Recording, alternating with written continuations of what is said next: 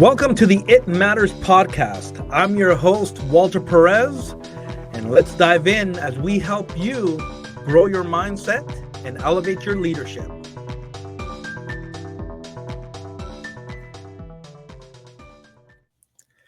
Well, hello, everybody, and welcome back to the It Matters podcast. I am your host, Walter Perez, and I am super excited today because I have a very special guest.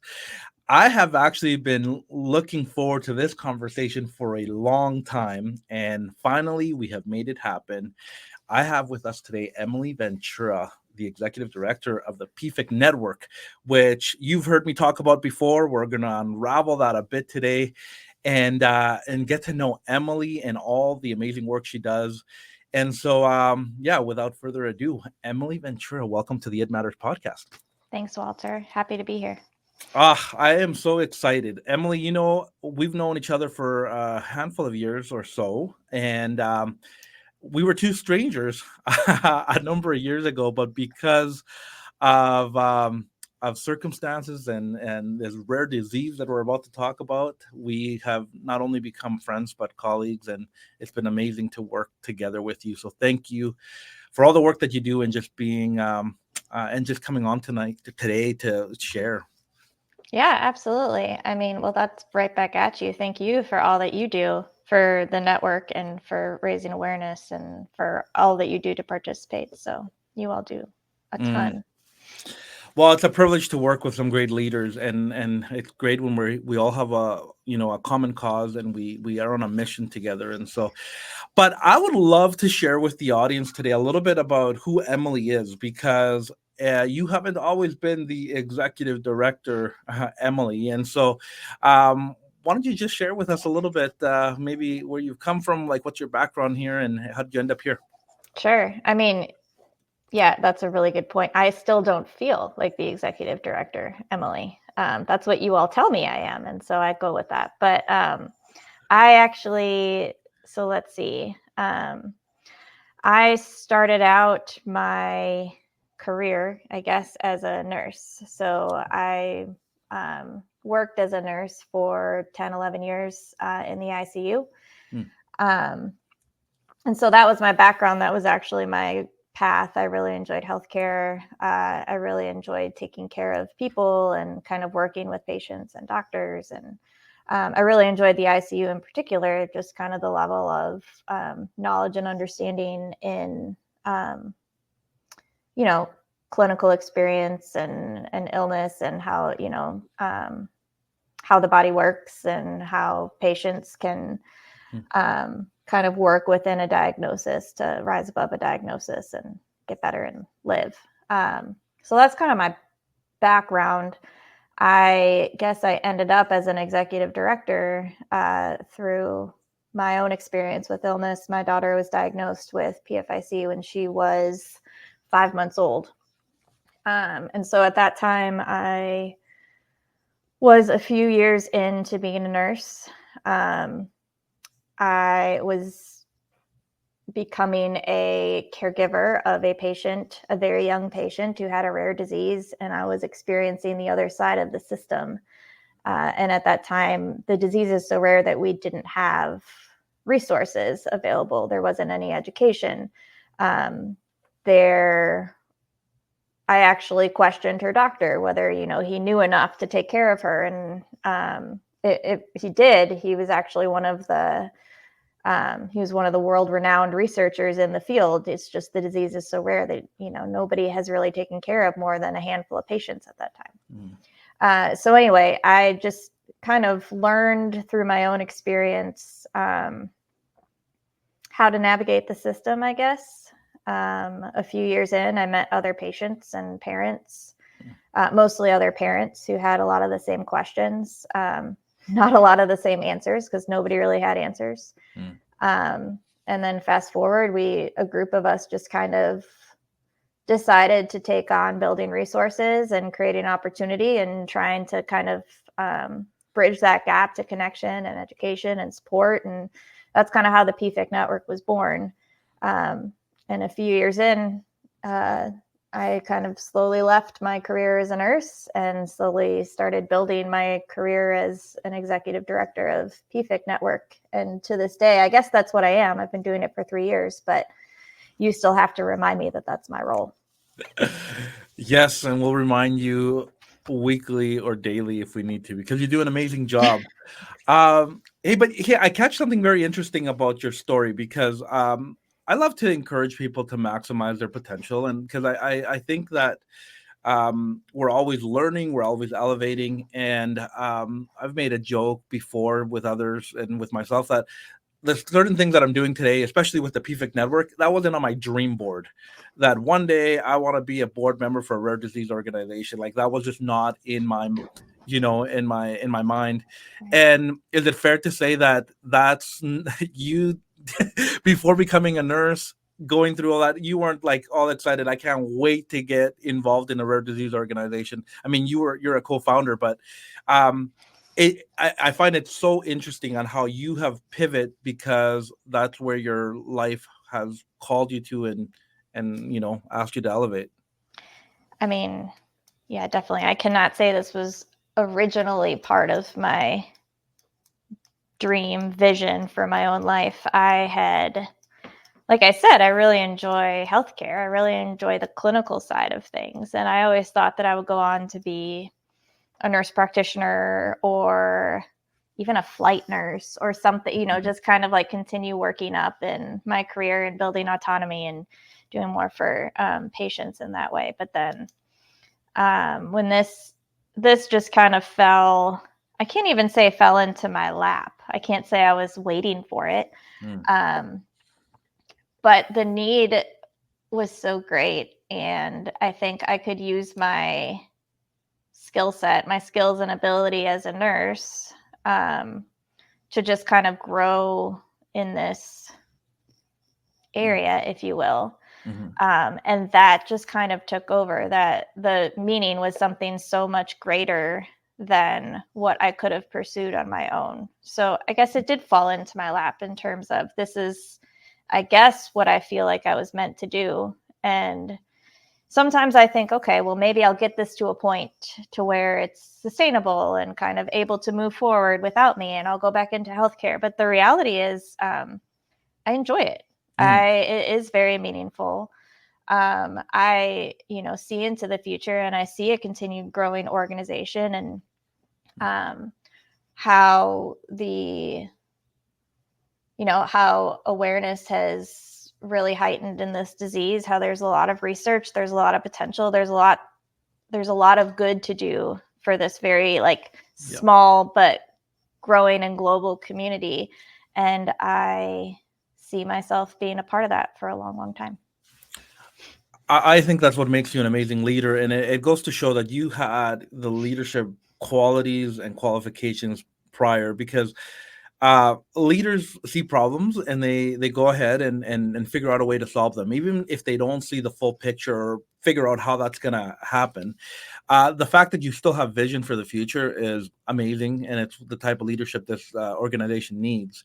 And I've always loved the idea that leaders create spaces for others to lead, and that's exactly what you're doing with your leadership, which we'll unpack in a moment. But if we have listeners right now that have no idea what PFIC is, like, what the heck is this? You guys are talking about rare disease. Would you be so kind to explain to us what that stands for, and just a little bit of an idea behind this disease? Sure. So PFIC stands for Progressive Familial Intrahepatic Cholestasis. So when you break that down, it's a disease that typically gets worse over time. It takes place within the liver. Specifically, it is there's some sort of problem with bile transport outside of the liver. And so when you can't transport bile outside of the liver, it builds up and it breaks down hepatocytes or liver cells, which over time can lead to liver failure, which will require a liver transplant. And will come with so many other complications. I say typically because the disease was coined the term PFIC, 20 years ago. And there what has been learned today is that the disease is actually a spectrum of disease. So, there's intermittent disease to where symptoms and whatnot will come up intermittently, but may not lead to progression of disease towards liver failure. It might over time, but that's uncertain. Patients who experience symptoms or episodes are just as much experiencing the challenges of the disease as those who are progressing towards liver failure. And some of those challenges, so, other than progressing towards liver failure, when I say episodes, when the, bile can't transport out of the liver, it creates a lot of problems. There's malabsorption of fats and fat-soluble vitamins. Your fat-soluble vitamins, vitamins A, D, E, and K, are responsible for, a lot of things for healthy living. When you have low vitamin K, your blood can't clot. And so you have issues with bleeding. When you have low vitamin D, your bones are kind of brittle and you're very disposed to breaks, fractures, etc. Low vitamin E can cause nervous system damage, so lack of coordination and other things. And then vitamin A is responsible for vision. And so when you're not able to absorb those vitamins, your body isn't functioning in that way. And then the other, one of the other biggest challenges with the disease is itching, or call it pruritus, cholestatic pruritus. And so pruritus is still, there's a lot of theories with why patients itch. And so I really won't go into the details as to, what the mechanism is. But the big takeaway is that these patients have a really severe and debilitating itch, an itch that's so bad that it impacts their quality of life. They don't sleep. When my daughter was an infant, I would wake up to her having her sheets were bloody from itching her ears in her sleep. She couldn't play, she couldn't eat because she was always just itching. So that's kind of the common story with itch.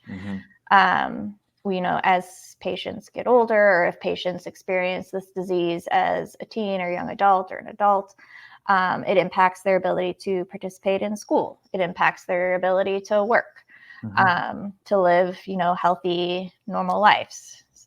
So the itch is, aside from the progression of the disease towards liver transplant, because not all patients do have severe disease that progress towards transplant, but their itch is so great that some patients actually seek transplant because they kind of want to get that itch out of their body. They need a healthy liver so that they can function and live healthy lives.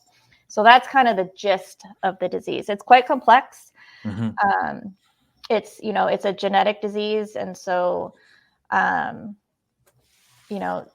as things advance through, we're learning that the different types of genetics, the different types of genotypes can actually impact the severity of the disease. And so you can start to understand, based on a patient's genetics, how they might experience the disease, how they might respond to treatments, for example, et cetera, et cetera. But that's kind of, just scratching the surface there. There's a long way to go to understand, understand how this disease impacts the body, and then how to properly treat the disease is a whole nother ballgame.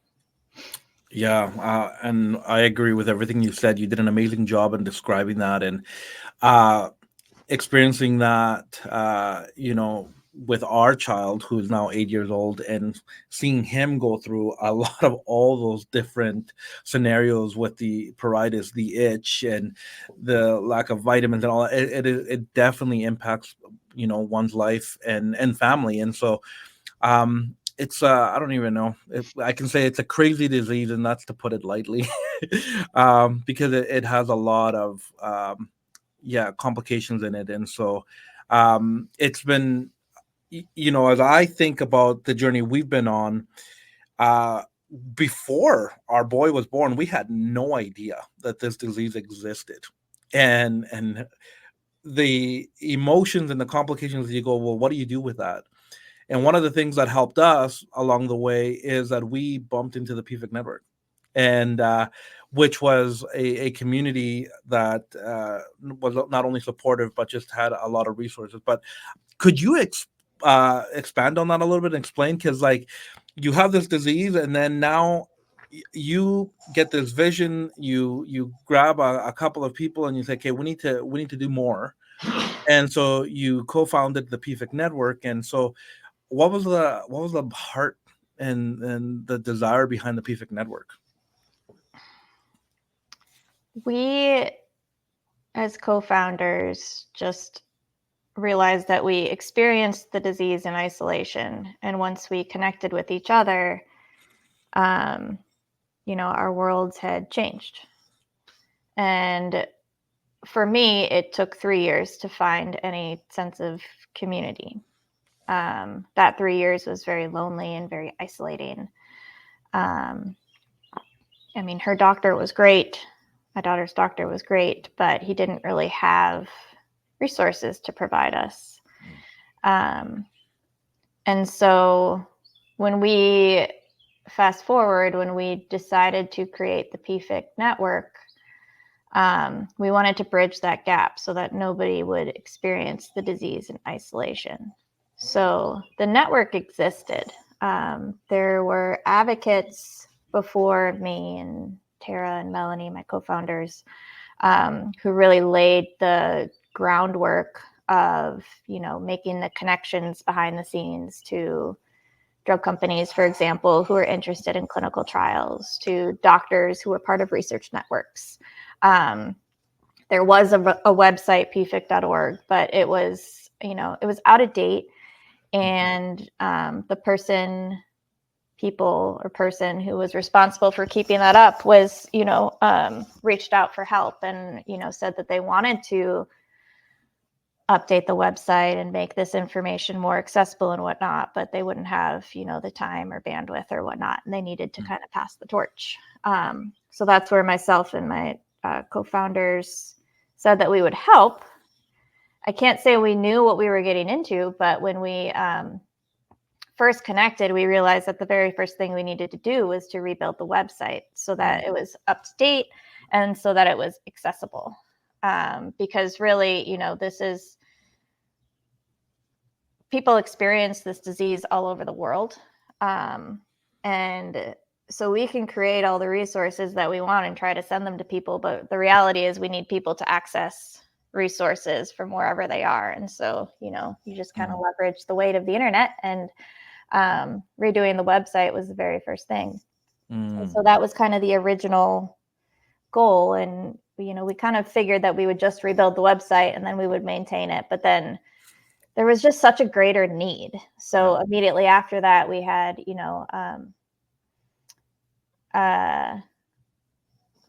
another group, the Alagille Syndrome Alliance. I had met the leaders of that group, and they were hosting a conference the following week. And Alagille syndrome is part of the cholestatic liver disease umbrella, if you will. So it's not the same disease. It's very different, but it does share similar cholestatic liver disease nature, meaning it shares the same researchers interested, the same symptoms. They also experience pruritus. The same, drug companies who were creating, medications for clinical trial at the time for the symptom of pruritus. And so there's a lot of shared bandwidth. And so they invited us to join their conference, which took place the following year. And that conference is where I met you. And where we just kind of realized that, this was going to go way beyond a website, and that this need existed to a greater capacity than we ever could have imagined. And we just kind of kept going with it, and built off the momentum from the website and the conference. And here we are today. It feels to me like there was a momentum that was picked up there, because I met you, I believe it was in 2019. It's when that conference happened in Cincinnati. How many years before that did you kind of officially establish the PFIC network? Was it a... Yeah.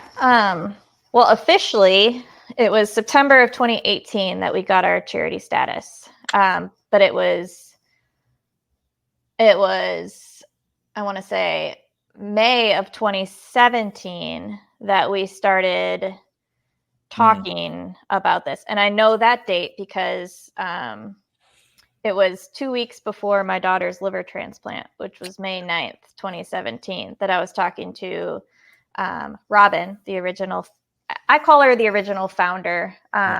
She created the original pfic.org and did all the networking prior to me and my co-founders. So I was having conversations with her about kind of like revamping the website and taking it over. And I was getting ready to start. And then my daughter had her liver transplant May 9th of 2017. So from there, we just kind of realized, okay, we'll slow down a little bit. And Robin said, focus on, your daughter and whatnot. And we stayed talking. And then, it was a year later. So short answer is September of 2018. But we had been having these conversations for about a year and a half prior. It's amazing what, there was a lot at play here, but with a conversation, the ball started rolling, and you think about the momentum that got picked up. You went from wanting to improve a website, create a group of people to come together, create community.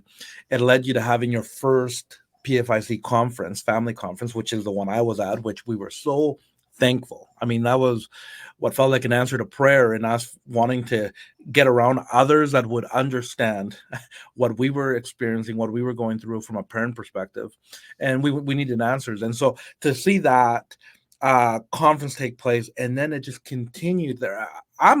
If you go to the PFIC network website, I think it's a state-of-the-art website. You go there, and I know that you didn't have that when you first started. So to see what it has, what has transpired and what we can see now, oh my goodness. The network is definitely fulfilling their mission and their vision. And there's a lot of work to do for sure.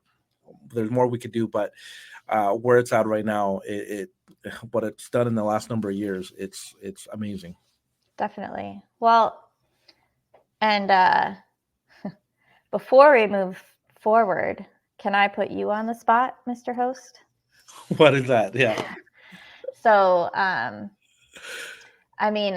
I assume we'll talk more about the network and what we're doing these days, but I think that there's a lot of behind the scenes type things that the network, being a part of the network, can help to do, and that's empower individuals and families to kind of find solutions and break down individual barriers that I can't break down. I can't work with the network to break down for you, but we can definitely work together to provide resources and empower you. And I think your family's story is one of perseverance and triumph, because your son, your family made the choice to participate in a clinical trial. And that clinical trial, it ended up being the answer, but I think that you had to work through some pretty hefty barriers to get there, accessing the trial through COVID. Yeah. Once the medication was FDA approved, that did not mean that it was approved, in Canada. And so having to kind of work in collaboration for surveys. And I think it's a battle you're still fighting. But I think that your story of how your son has improved by continuing to jump through these hoops and working with the network to support you. But that's very much a you as the Perez family endeavor. I think it's just as important of a story to tell as the website and the connection and whatnot. So empowering advocates is something that's really important for a rare disease. Well, it goes to show you created a platform where you could resource family, and we were able to grab onto that, and we got empowered because I had no real knowledge of what trials were all about, what the next step of advocating really looked like, and having, maybe it started with a simple belief, and hey, we're in this together, and let's walk along, let's figure it out. And let's note, you mentioned that we're in Canada. Yeah. So you and I don't even live in the same country or in the same city. You live in the United States. You're in the Kentucky area. And so the chances of us meeting outside of this, I don't know how that would have ever unfolded, but we've taken a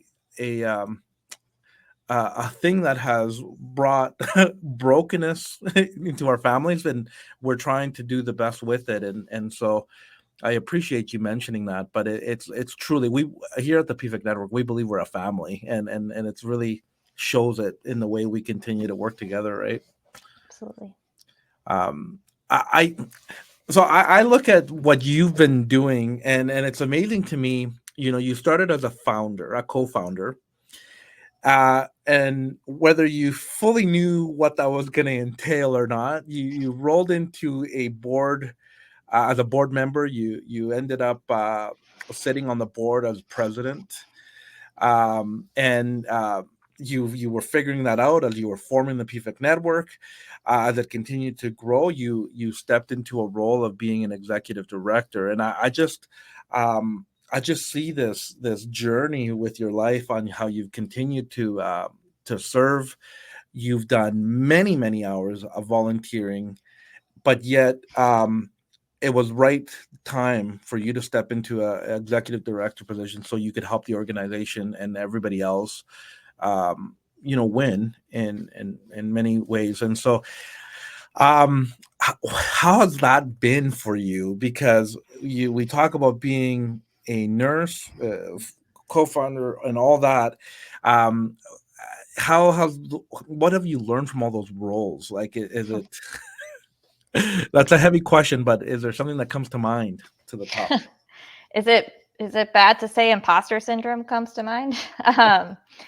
It's honest. So yes, I did evolve into this role, but it was the board members, my peers, who not pushed me into the role, but encouraged me. So we were talking about how the network needed an executive director, and I was thinking, okay, who can we hire? And the board said, Emily, we would like to offer this to you. You're doing the work anyway. And I'm like, I'm not an executive director. And they say, well, you're doing everything an executive director would do. So why don't we just we don't want anybody else to do this. We want you to do it. And so I think to this day, I mean, that was 3 years ago. To this day, I'm still trying to make sure that I'm fulfilling what the board sees in me as the executive director. And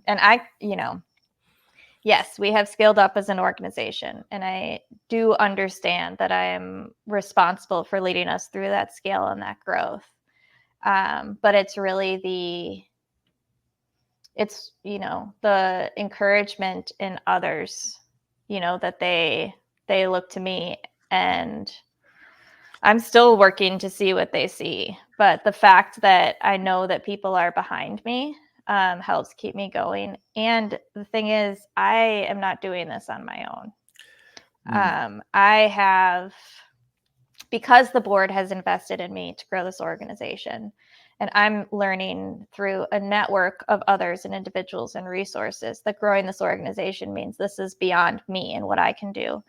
I am working with a really talented team of people who are dedicated to our cause and who are using their skills and their talent and their interest to help improve the lives of PFIC patients and families worldwide. So I just feel grateful that I'm able to meet and work with such motivated individuals who really kind of work themselves to death for this cause.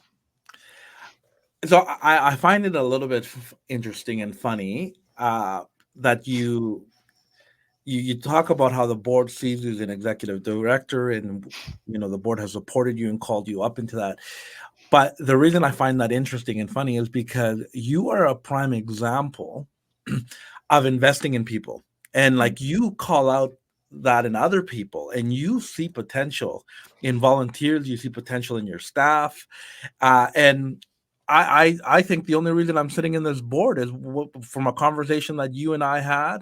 I never imagined really feeling qualified to sit in the PFIC network board, because there was so much medical terminology and science and things that I didn't understand about the disease. But yet here we are many years later. But it goes to, I want to give you credit and props for how you've been able to call out, not call out, maybe call out in some cases, but call up people to go, hey, you actually have some skill sets and you do have something to bring to the table. And so it's been pretty neat that you've been able to encourage a team of people in a world where it can be difficult to inspire and potentially bring together. And so I want to give you props for that. Well, thank you.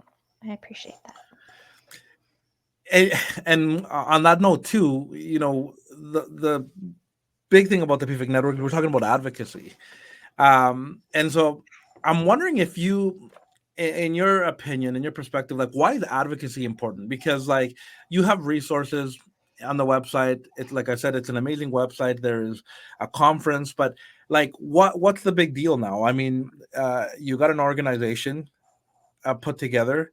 So why do we need to take it to the next level and advocate? Like, what's the heart behind that? I mean, resources are only useful if an individual or person who needs the resources will use them.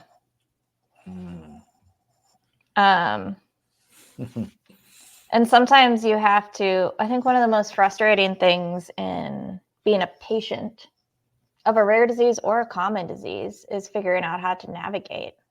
I mean, you're sick or your loved one is sick and you just want them to get better, or you want to get better.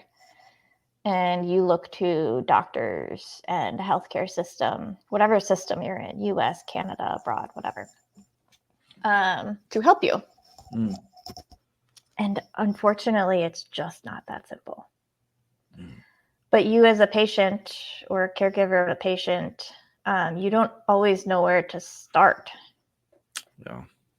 There are people who are inherently resourceful and will find it. But even those people, when you're faced with such challenge, it's sometimes hard to kind of, seek those things out. I don't know. I feel like I'm in a little bit of in my own brain, I'm in a rabbit hole at the moment, because I just feel like there's never going to be enough,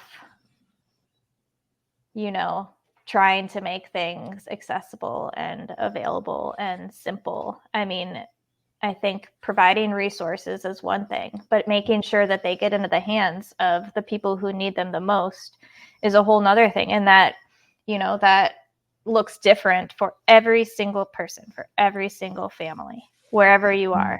That's one thing, as a nurse, you kind of learn, or as an educator, I think, as anybody, you kind of learn that people learn in different ways.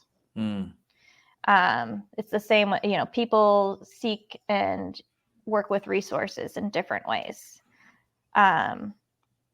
Honestly, there's typically not a right way to do these things. There's your way.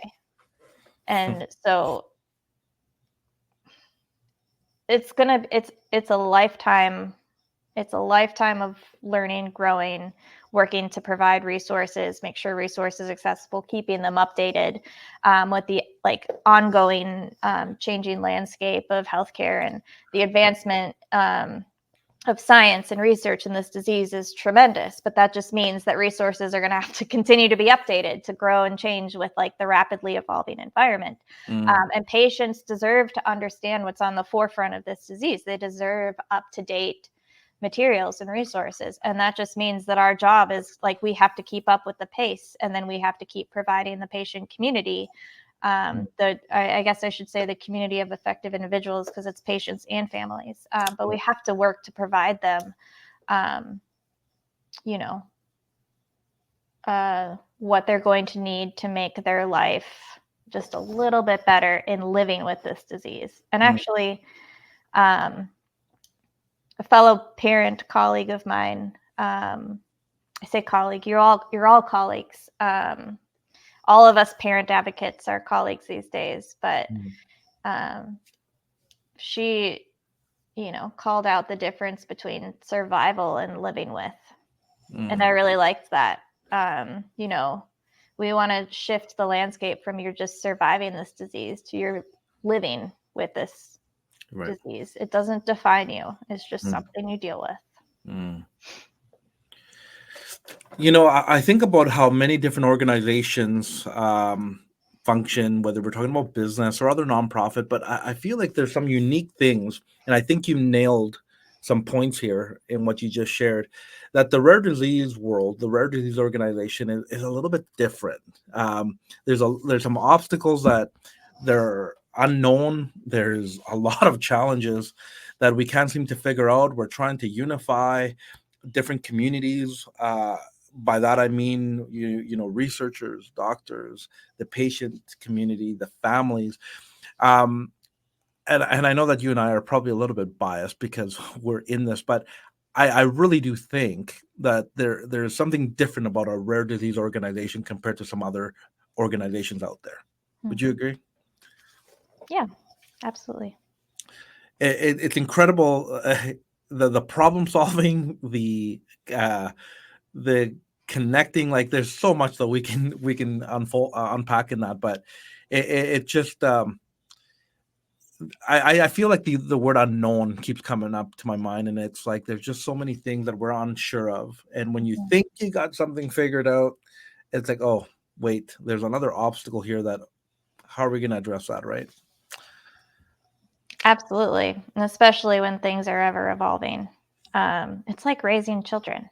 You know, like you think that you've got that infancy figured out, and then all of a sudden they change. Like, yes, I figured out my kid's going to sleep at night at the same time. And then all of a sudden the life cycle changes.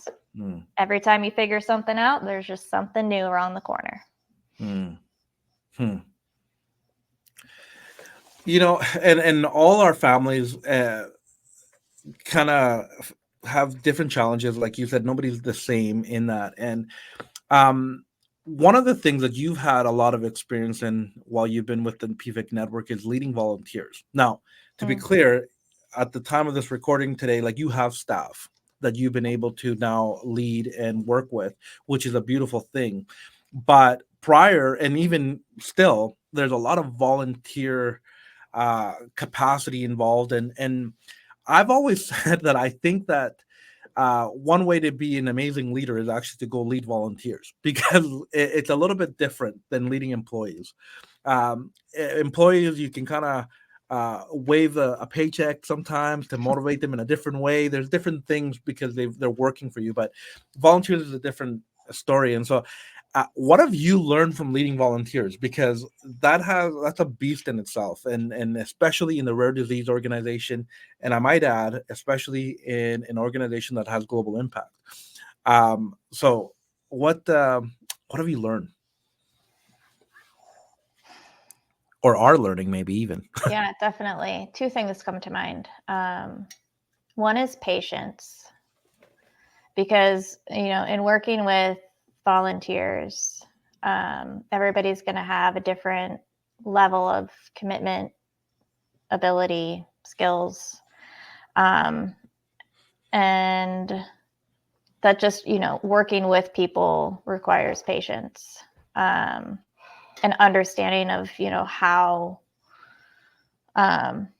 each volunteer can contribute. I think one thing I'm trying to work through is how we can structure initiatives or structure things to a point where it's easy for volunteers to participate, but they're still able to maximize and leverage their contributions so that they can feel good. And some people can commit more and some people can commit less, and that's okay. But you mentioned, you know, working with staff is different than working with volunteers. And I understand that it is very different. But I think I view everybody as, I just think it's important to understand what drives and motivates people, whether you're staff or volunteer. And I think creating a culture to where you're like, whether you're staff or volunteer, your contribution is meaningful to you. I think is so important. Love and that. You know, working with volunteers who are affected by this disease, for example. Not all volunteers have PFIC, Right. but a lot do. And we actually invest a lot in programming that include the patient voice and include patients and families who are affected by PFIC. But that creates a separate challenge, right? Our lives are challenging. So we might commit to, and this even happens to me as an executive director. I might commit to something, and then 2 days later, my daughter is sick. Yep. And then my whole, our priorities shift. And sometimes when our children are sick, or if they had a bad night from itching, I don't have, the energy to sit through whatever I volunteered for. And some people do, and some people need to shift and whatnot. And that just comes down to patients understanding communication, working with people so that you I don't know. I think I just work to provide a culture in this organization, whether you're staff or volunteer, where your contribution is meaningful. And we also understand that the work is not primary priority. And my hope is that you show up, whether staff or volunteer. When you show up, you give 110%. And if you need to not show up because life gets in the way, for example, that you just communicate and you come back when you can. And you stay involved and stay invested till you can. But, everybody has a different set of priorities, and, we're human. We have to value other humans. So I just think that's super important to the culture of PFIC Network. I love that. I think that's gold. And I think if anybody who's listening today that is not involved in rare disease organization or whatever they're working in, if they can take that nugget that you just gave, could it really impact their lives and their organization? Because we value people. And if people feel like they've bought in and they're doing important work, oh my goodness, it changes. And we've seen it. We've seen it in volunteers and in the staff. And so I think you're a great example of that. And I appreciate your leadership style in that, because it's making a difference. Thank you. I get the privilege of chatting with you often, and so I get to know what's behind the scenes and all that, and I personally believe that you're a world-class leader, and I know there's quite a few others that believe the same thing. And interesting enough, with when I say the world-class leader, is that because you have a world global impact, and you've been able to build relationships with other leaders in other countries, such as Italy comes to mind, because they've built their own organization, and you got Australia, and there's just a lot going on. But how has it been starting this organization with a website concept that now you have meetings and you go to conferences across the ocean, and creating advocates, not just in the United States or North America, but beyond? Well, first of all, I cannot take credit for others' accomplishments in Italy or Australia or Canada, for example. Sure, maybe I work with my peers across the globe. But, it is the credit of the highly motivated individuals to do what they can within their abilities for their country, who, step up to a leadership role, whatever that means for them. And so I can't begin to take credit for that, but I do value working in collaboration with leaders in PFIC across the globe. Maybe it's because, Melanie was a co-founder and she's in Australia. Tara's my other co-founder, and we're both in the States. But from the start, we never talked about the fact that, okay, we're creating something for the US and then you create something for Australia. I mean, eventually there are different needs, and those, become apparent, and you do something different in Australia than you do in the US. But I don't know, maybe it's because of that, or maybe it's just because the original connection that we had with people was on Facebook, in a Facebook group, where I was immediately connected with other parents those parents were in the US, Canada, the UK, Italy, Pakistan, Australia, India. To me, they were just parents. Mm. Like we had the same set of challenges. We just had we had to create different solutions. But from the very beginning, I don't know. I get asked this question a lot. Why is PFIC network inherently global? I just don't see it that way. We are one rare disease group who live with the experience of this disease. And I honestly sometimes forget that you're in Canada until somebody reminds me, like, oh yeah, Walter's in Canada and Emily's in the US. So it's like, again, the solutions might look different, but the challenges are very much the same. Yeah. And so I just don't think of the group of people that I serve or lead with or work with as across the globe. Just others who experience the same set of challenges. What comes to mind is that some of the advocacy wins that we've all had as a community have come because we're unified in helping each other out. We're all, we're working towards the same thing. We're not in competition. We're here to help each other, and I think that definitely is needed in a disease like PFIC that is so rare, that we need to be unified like that. But you're right, the spirit of unity and collaboration in the PFIC world right now, within the advocacy part, like people are, the volunteers are working together, the advocates are wanting to be together. Well, definitely. And I mean, honestly, Walter, the disease is too rare to be competitive. I mean, there's just like, if we create a resource and others can access that resource, that's great. I don't necessarily expect you to recreate that resource. Maybe create something different. I don't know, but it's just, we're too rare. If we were all fighting the same fight independently, we would really never get anywhere. We have to fight collectively. We have to build off of each other's resources. We have to participate in each other's initiatives.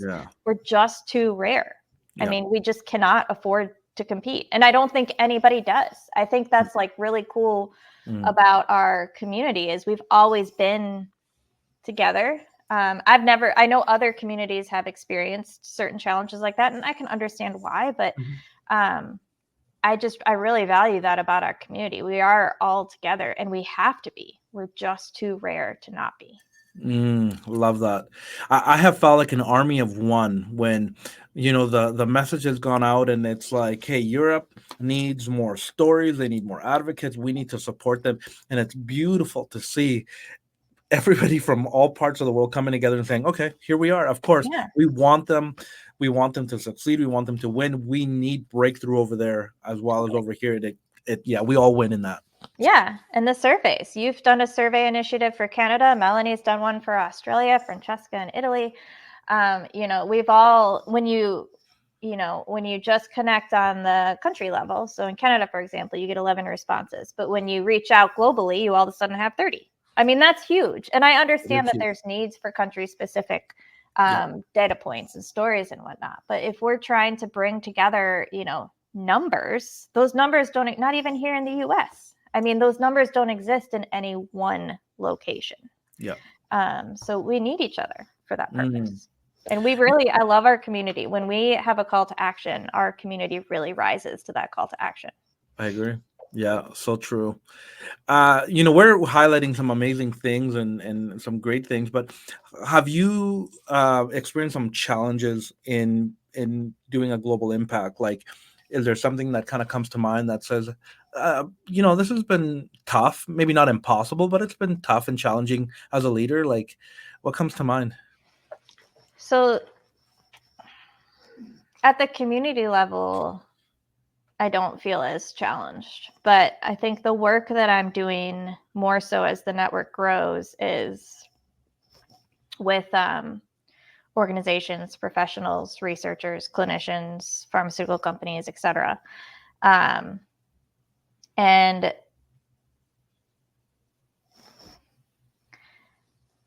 there's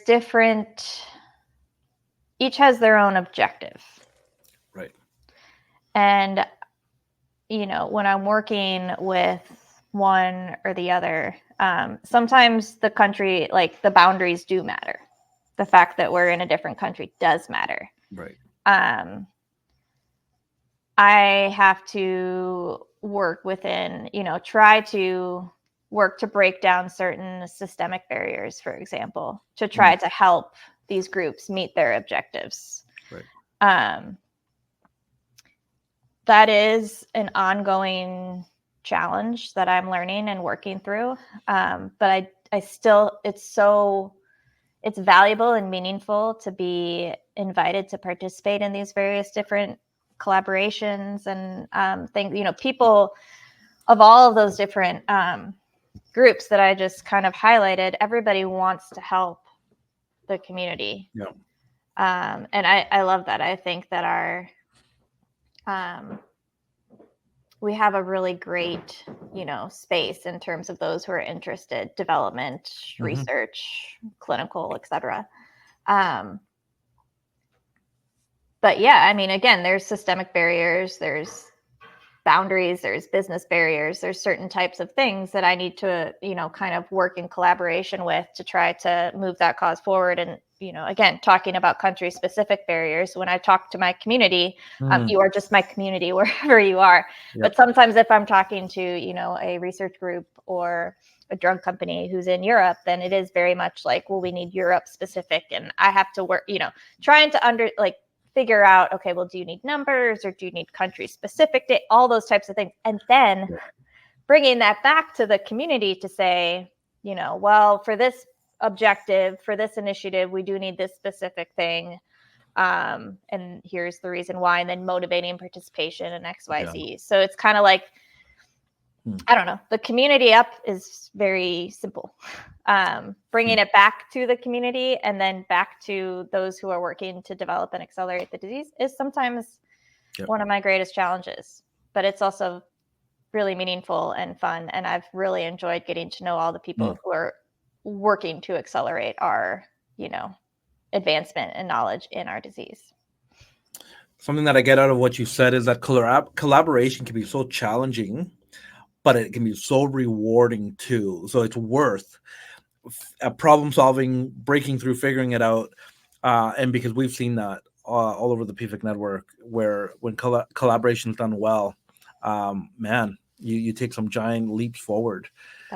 So yeah, I can hear your what you're saying in that in the challenge and all that.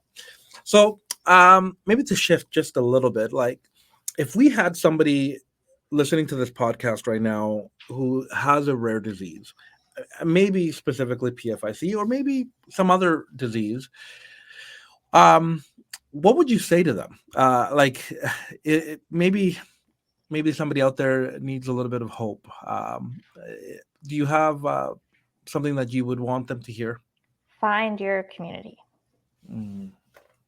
Don't experience, whatever you're facing alone.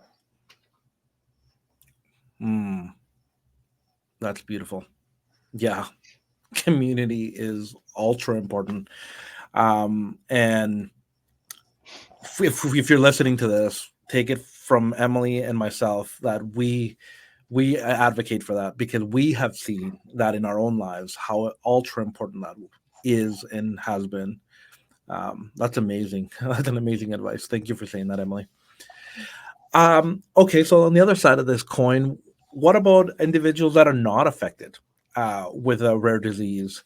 We're always trying to create awareness and advocate, of course, and there's going to be people that that don't fully understand it. Let's be for real, because they haven't been affected by it, but how important is it for them to support and get involved, and how can they make a difference? Like somebody who has nothing to do with the PFIC, why would that matter?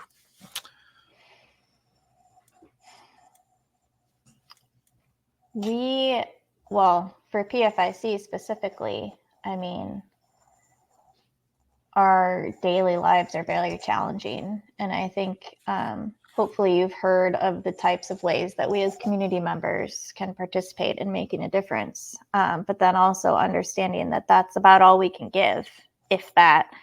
And so, if you know somebody with PFIC and you're interested in supporting, you can help by giving that extra bandwidth. So sometimes it's time, sometimes it's funds, sometimes it's your skills. But I think that we need, and honestly, if it's none of that, it's just helping us to raise awareness, elevating our stories, parts of our stories. And then when we're experiencing challenges, just hear us. I think don't try to fix us, but, listen and help in whatever way you can help. Acknowledge what we're going through. If you can give more, to the network or the community, great. If you can give more to, me or like the individual that, I'm using me as an example, my own community, when we're experiencing times of hardship, great. But help to elevate our stories, help to support us individually by just listening and, helping fill gaps when we're experiencing hardship. And then if you can help our community by giving a little bit more, then that's obviously a huge bonus. Well said. So this episode is going to be released prior to October 5th. And October 5th is an important date for us. Would you like to explain why? Sure. October 5th has been deemed PFIC Awareness Day. We're going into our 6th annual PFIC Awareness Day. I hope that's right. I think that's right. Last year was the 5th. Yeah, that's right. PFIC Awareness Day was created. So after the conference in 2019, the group of us who are on the board got together and said, let's keep this momentum going. Let's create an awareness day. October 5th aligns with October, which is Liver Awareness Month. And the original intention was just to kind of raise awareness within our own communities with lemonade stands and hot chocolate stands, because we knew some parts of the country and the world would be chilly. So we said hot chocolate stands, and we provided materials. The drug companies we were working with at the time helped provide materials, and, PFIC Network pulled together whatever we could to just kind of raise awareness. And we armed, it was 10 individuals who signed up we sent them kits, awareness kits. And we said, go fundraise in your own community, raise awareness in your own community, whether you are trying to raise $10 or $100 or $1,000, just go do whatever you can. And at that time, we were still learning to tell our stories to our loved ones. It wasn't so simple. It wasn't so normal to just, speak out about what we're experiencing at home and have others kind of understand, because there weren't resources to back that up. Right. So that was really the original intention of the day. We raised $10,000, which really was the first PFIC Network's first fundraising campaign. And it was, quite awesome. And then we just kind of built off that concept. So over the last, 5 years, we've had some version of encouraging our community to raise awareness of their own story and fundraise. And, we've escalated from there. So this year, our fundraising goal, last year we raised close to $50,000 as a community. This year, our fundraising goal is $80,000 by the end of October. So PFIC Awareness Day is going to be about raising awareness for those in our community. Story sharing, a stronger together was something that was adopted last year, and we're going to really be excited to share a video campaign of families and stories on October 5th. And then we're going to be encouraging our community members to fundraise to try to help meet our $80,000 goal by the end of October. We did a kickoff event here in our hometown by the PFIC Network headquarters, we can call in Kentucky, and we're $24,000 in to our goal. So we've gotten us started, but we need help moving forward. So really excited about this year's campaign. Yeah, no, and anybody listening, anything helps. And like you mentioned, Emily, it's not just about monetary giving. It could be sharing a story, listening to somebody, supporting. There's so many ways to support and advocate. And I love what you guys have been doing in Kentucky, because you've taken something that's authentic to you. Something that we didn't mention about you, Emily, is that you love rock climbing. And that in your community in Kentucky is huge on that, and you've adapted with that, and you've done some very creative things. But it goes to show you, if you're an advocate and you want to support the network, there's the sky's the limit. There is no a certain way to do it. We have resources and we have ways that we want to encourage you and support you, but let's get creative. Absolutely. Yeah. It's funny you mentioned rock climbing, because that's how I'm so connected to those in our community. And we have a fantastic supportive community. But it was a disc golf tournament that we did. Because that's what, it's August and rock climb. It was in August. It was September. It was Labor Day. And rock climb, it's too hot to rock climb around here. But disc golf is becoming an up and coming sport around the rock climbers around here. And so they decided, let's do a disc golf tournament and a cornhole tournament. And so that's what we did. The creativity in our, community, that's what that led to, and what helped us to have a successful event. So our community around here has been so supportive of both our family when we're in need, but then also of the network. So we're excited. Oh, Grateful. so true. Yeah. So we just want to encourage all of you who are listening to take the lead and just find a way that works for you to support. And even if it's just a word of encouragement, it is greatly appreciated.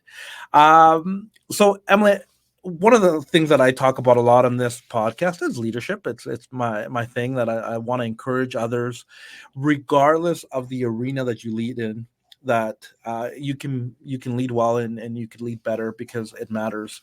I'm wondering if you have a favorite maybe leadership advice that's been given to you, maybe a quote, whatever it is that you could share with us to encourage our listeners. Yeah, I mean, it's not my own. It's one of the, I think it's an African proverb. If you want to go fast, go alone. If you want to go far, go together. Yep. That is not only a beautiful quote, but a great reminder. And the PFIC network is such an example of doing things together. I love that. So with being on the It Matters podcast, we've talked about a lot of things that matter right now in this hour. But I'm wondering, is there something specific to you right now that matters? Like, what matters to you right now? It can be beyond the PFIC network, but is there something that really is being highlighted in your heart?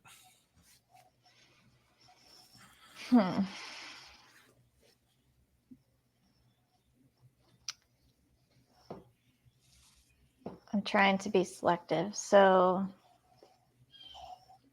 I think, again, the other day, it was Francesca in Italy who said, I want to see you, not just survive. I want to see you living.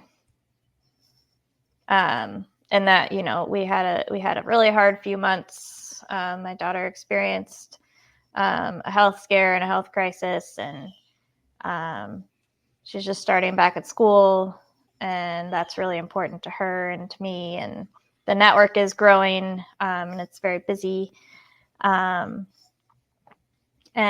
working to find that balance of life is something that I think, I'm experiencing, and I think everybody should really be, really trying to focus on finding their own balance. And so I think that's what's really important to me right now, is when Francesca mentioned to me, like, I want to make sure you're, I want to see you not just survive, but live. It really resonated. And then I want to share that with, our community and with everybody, because sometimes I think, we do get into survival mode as humans. My challenges are sometimes quite visible and obvious. Sometimes not everybody's challenges are as visible, but I think it's really important advice. We shouldn't be just surviving. We should be living and thriving. The challenges don't define us. We are who we are because of them. So working through that, I think, is something that's really heavy on my mind and my heart. And it's just, I feel really important to share. Yeah. Well, thank you. That's so good. As we wrap up today, this has been a beautiful conversation. I love everything you've shared. Is there anything else that you want to share that maybe I didn't ask or anything? But I mean, you've given us so much gold, but I want to make sure I give you that opportunity. Yeah, no, just, I mean, the last call to action, right? Help us raise awareness on PFIC Awareness Day on October 5th, share our stories, and then help us meet our $80,000 fundraising goal. I guess I couldn't be an executive director if I didn't conclude with our call to action. So help us. It's great.